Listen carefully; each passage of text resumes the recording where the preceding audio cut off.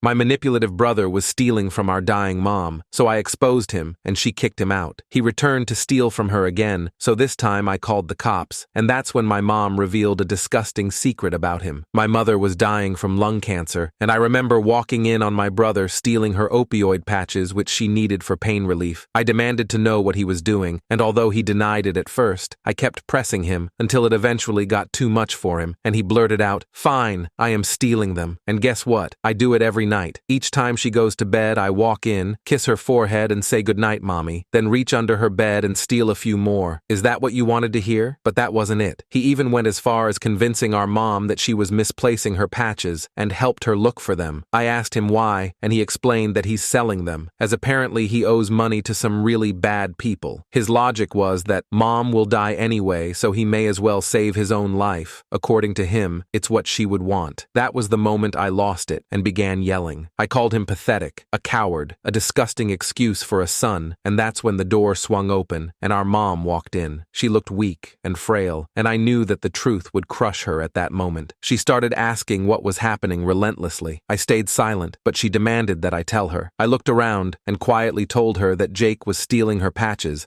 and planned to sell them for money. The look on her face hurt my heart. I'll never forget it. Tears began to fill her eyes, and she looked at Jake, who was staring at the floor, ashamed. She asked him if it was true, and he stood there and nodded. He tried to explain himself. He mentioned that he was in deep and scared, but I didn't know what he meant. Deep in what? I watched as her heart broke right in front of me. She shook her head, and tears streamed down her face. There's a long silence. Jake doesn't have an answer. He stood there, looking like a little kid who got caught doing something wrong. Mom eventually went back to the living room, but not before giving Jake one last look of disappointment. I was too angry to feel sorry for him. I couldn't believe he would do something like this. The next few days, Jake and I barely spoke to each other, and when we did, it was cold and awkward. I was ticked off at him, and the more I thought about it, the more I realized there had to be more to the story. Jake had always been a screw-up, but this was a new low, even for him. So, I start digging around, trying to figure out what's really going on. Jake had always been the kind of person who could charm his way out of anything. He was the life of the party, but charm could only get you so far. I found out he'd been spending a lot of time at a casino about an hour away from here. At first, I thought maybe he was just going there to blow off some steam, but then I found out he was gambling, a lot. He wasn't just in a little bit of debt. He owed thousands of dollars to people who hung around the casino. I guess they were loan sharks. I knew they wouldn't just let him walk away if he didn't pay up. I then checked Mom's accounts and saw large lump sums of money had been withdrawn. I checked who the recipient was, and it was in black and white. My brother was not only taking her pain medicine, but he was also siphoning money out of her account to fund his addiction when she was already struggling to pay her medical bills. She was always in and out of appointments to treat her cancer, and the co-payments were slowing but surely draining her account, especially now that she couldn't work anymore. I had to talk to Jake. I couldn't let him keep getting away with this, no matter what his reasoning was. When I confronted him about it, I did it in the kitchen late one night because I knew he was a big snacker. I cornered him while he was making a sandwich. I told him that we needed to talk and told him everything I knew. Jake froze and dropped the knife he was holding onto the counter. For a second, I thought he was going to deny everything, but then he confessed. It was like all the fight had gone out of him. After spilling everything, he apologized. He said he didn't mean for it to get this bad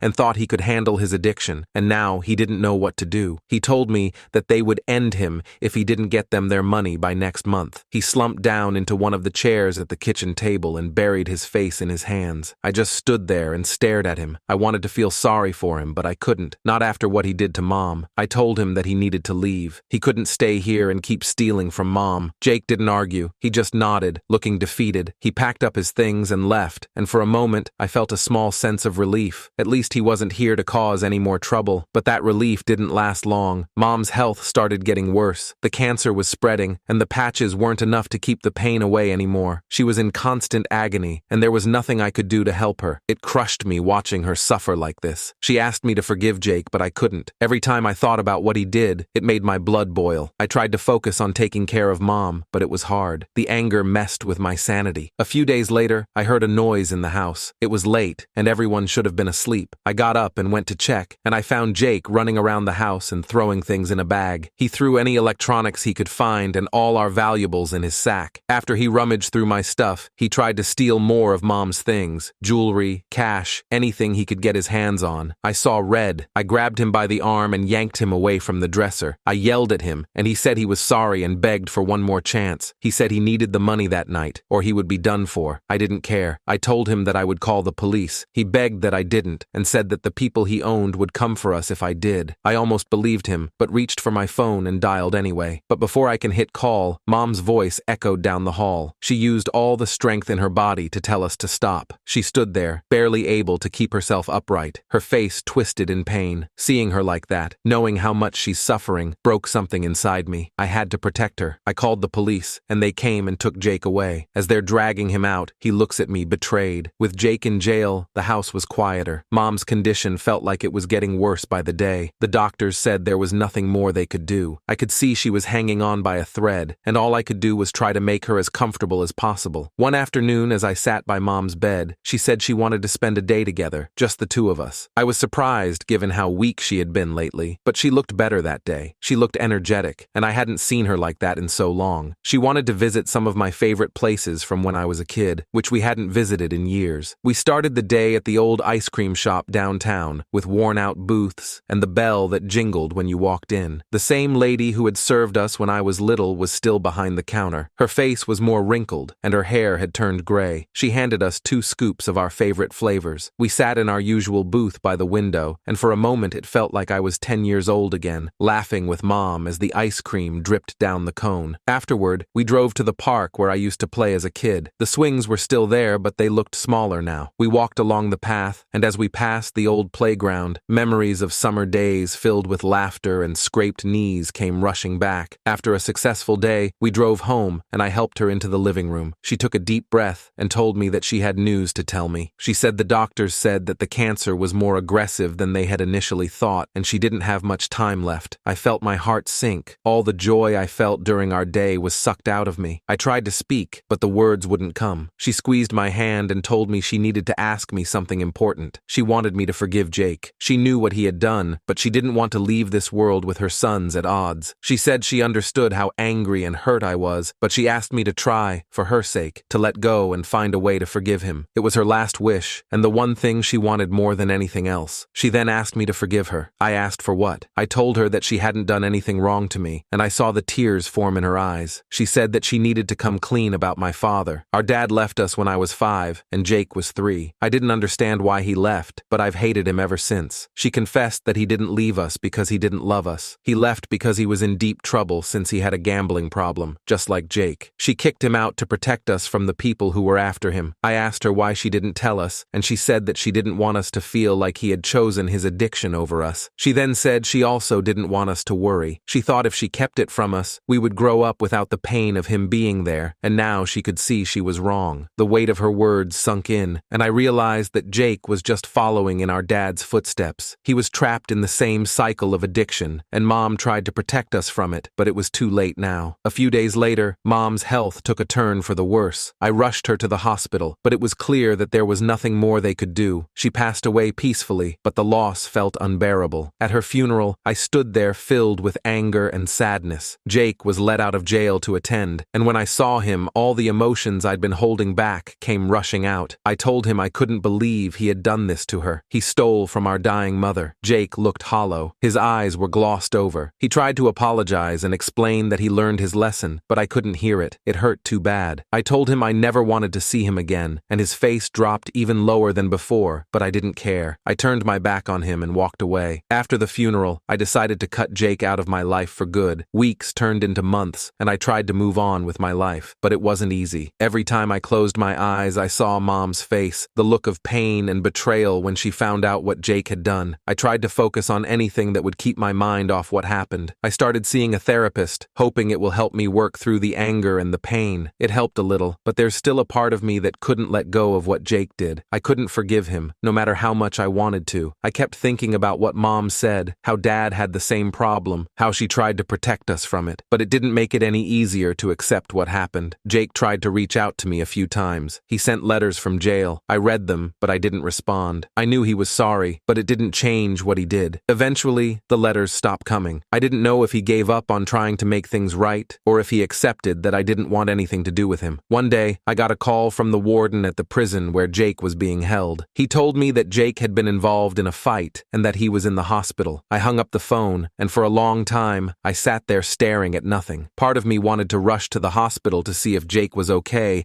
and make sure he wasn't hurt too badly, but the other part of me wanted to ignore it and pretend I never got that call. In the end, I did nothing. I didn't go to the hospital or call to check on him. One day, I got another letter in the mail. It was from Jake. I almost threw it away without reading it, but something stopped me. I opened it, and inside was a single sheet of paper with just a few words written on it. It wrote, "I'm sorry. I love you. Please forgive me." I stared at the words for a long time. I felt a lump in my throat. I folded the letter up and put it in a drawer. I decided it was time to forgive Jake. Not for him, but for me. I grabbed a pen and a sheet of paper from my desk and wrote him a letter. It wrote, "Dear Jake, I got your letter. I've thought a lot about what you wrote and decided to forgive you, but this is the last time you'll ever hear from me. I need to move on with my life, and that means letting go of the past and letting go of you. I want you to know that I've forgiven you, and I think Mom would want me to let it go. She asked me to forgive you, and even though it's taken me this long, I'm doing it now. I hope you can find a way to move on too, to live your life in a way that would make Mom proud. I don't want anything to do with you anymore, but I want you to know you've been forgiven. I hope you can find some peace in that. Take care of yourself. Goodbye." I sat back after I finished the letter. It was like a weight had been lifted off my shoulders. I folded the letter, slipped it into an envelope, and addressed it to Jake. As I sealed it, I knew that this was the end of the road for us. I mailed the letter the next day. After that, I tried to keep Jake out of my mind.